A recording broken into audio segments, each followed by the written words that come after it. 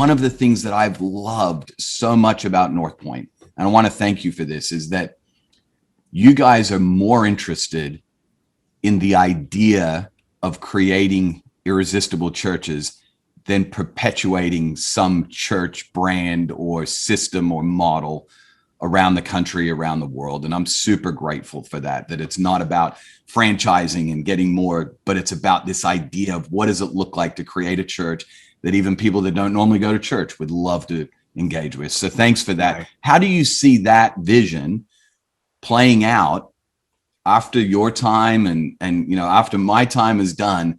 And how can churches in Australia and New Zealand be a part of seeing that happen in communities all across the world?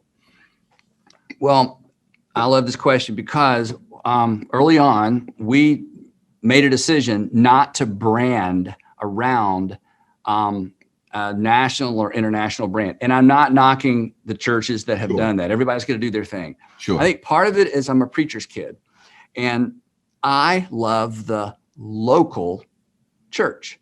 Yeah. It's local. If I can't get there, I can't go to it, right? I mean, it's not going to be my local church.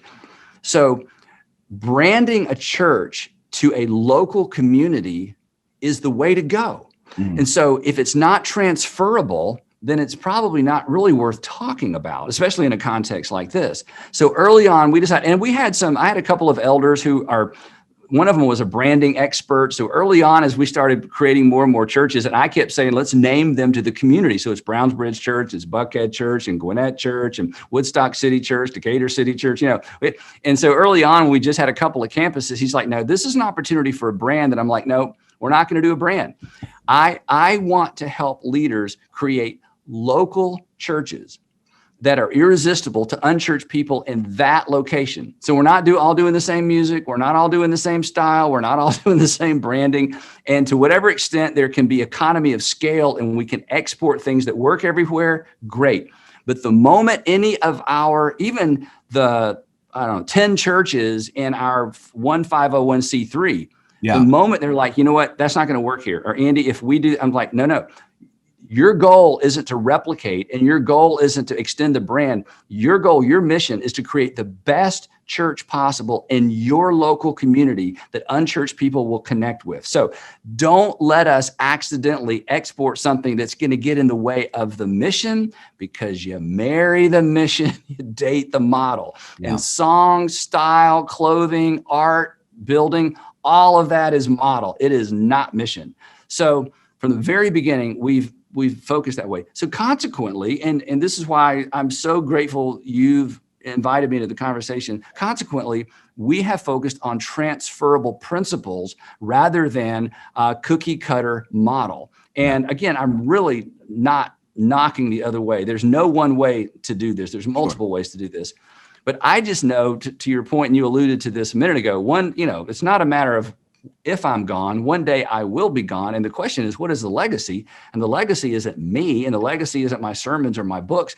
The legacy, I hope, is just a lot of local churches who've created and figured out how to create in their local community with their local clientele, with the people in their community, in their country, churches that people find irresistible, that they're on the edge of culture, but they're culturally relevant, but they've never compromised the very simple message that God sent Jesus into the world to bring with him the kingdom of God ethic, the kingdom of God to the world, and that everybody's invited to participate in it. So whatever language, branding, music, style, building, no building it takes to do that in a local community, I'm for it. And anything we can do to facilitate that, that's just a win for us. Yeah.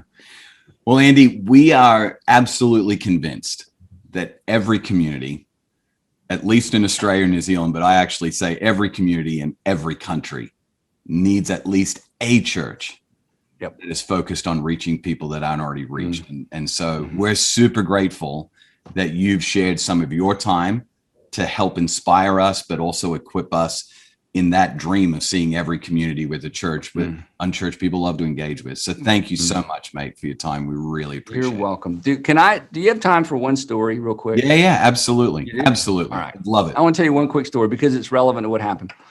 So about 10 years ago, or 9 years ago, there was a family that moved from the Northeast United States to our area. Yeah.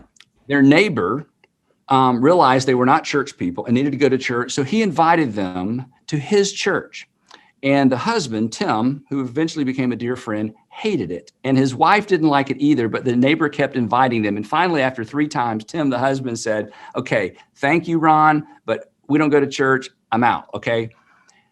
So the next week, Ron shows up and says, okay, then I need to take you to a different church. And Tim, the husband's like, no, we've done that. Carla, the wife's like, just to be polite, she would tell you, okay, Tim, not Tim, Ron, one more time. So Ron brought Carla to North Point Community Church. Yeah. And she loved it. And then she began, and he would take her every Sunday morning to our 9 o'clock service, rush her home, and then go to his 11 o'clock service at his church. This happened so consistently that the kids began to say, Daddy, where does Mr. Ron and Mommy go every Sunday morning? Because he was taking her to church. And finally, she got the kids to go, and they loved it. And finally, Tim came, and he loved it. And Tim and Carla became believers. 7 years ago, he was diagnosed with ALS. 2 weeks ago, he finally passed away. They became dear friends. They joined our community group. And when he had ALS, we decided our community group's going to stay with Tim and Carla till he passes away. And they only gave him 3 to 5 years. He lived 7.5 years. He passed away about 2 weeks ago.